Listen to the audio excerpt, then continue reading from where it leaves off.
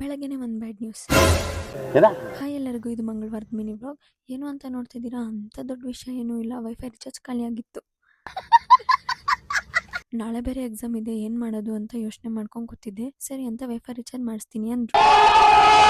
ಸರಿ, ಅದೇ ಗ್ಯಾಪಲ್ಲಿ ನನ್ನ ರುಟೀನ್ ಎಲ್ಲ ಮುಗಿಸ್ಕೊಂಡೆ. ಜ್ಯೂಸ್ ಕುಡಿತಿರೋ ಗ್ಯಾಪಲ್ಲಿ ಶೀರೋ ನನ್ನೇ ನೋಡ್ತಿದ್ದ.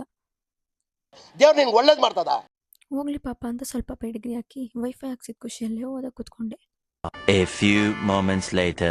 ನಾನು ಅಮ್ಮ ಸ್ವಲ್ಪ ಐಟಮ್ ತರಬೇಕು ಅಂತ ಡಿಮಾರ್ಟ್ಗೆ ಹೋಗ್ತಿದ್ವಿ. ಒಂದು ವಿಷಯ ಗೊತ್ತಾ, ಡಿಮಾರ್ಟಲ್ಲಿ ತಂದಿರೋ ಬಟ್ಟೆನೇ ಹಾಕೊಂಡು ಹೋಗ್ತಿದ್ದೀನಿ. ಸರಿ ಅಂತ ಹಂಗೆ ಶಾಪಿಂಗ್ ಮಾಡಿಕೊಂಡು ಕೊನೆಗೆ ಮನೆಗೆ ಬಂದ್ವಿ. ಇದು ನಾವು ತಂದಿರೋ ಐಟಮ್ಮು, ಇದು ಬಿಲ್ಲು. ಸರಿ ಅಂತ ನೆಕ್ಸ್ಟು ಊಟ ಮುಗಿಸಿ ಏನೋ ಸೌಂಡ್ ಬರ್ತಿದೆ ಅಂತ ಆಚೆ ಹೋಗಿ ನೋಡಿದ್ರೆ ಮುಂಗಾರು ಮಳೆಯೇ. ಮತ್ತೆ ಮಾಡೋ ಕೆಲಸ ಅಂಥದ್ದೇನಿಲ್ಲ, ನಾಳೆ ಎಕ್ಸಾಮಿಗೆ ಕೂತ್ಕೊಂಡು ಓದಬೇಕಷ್ಟೆ.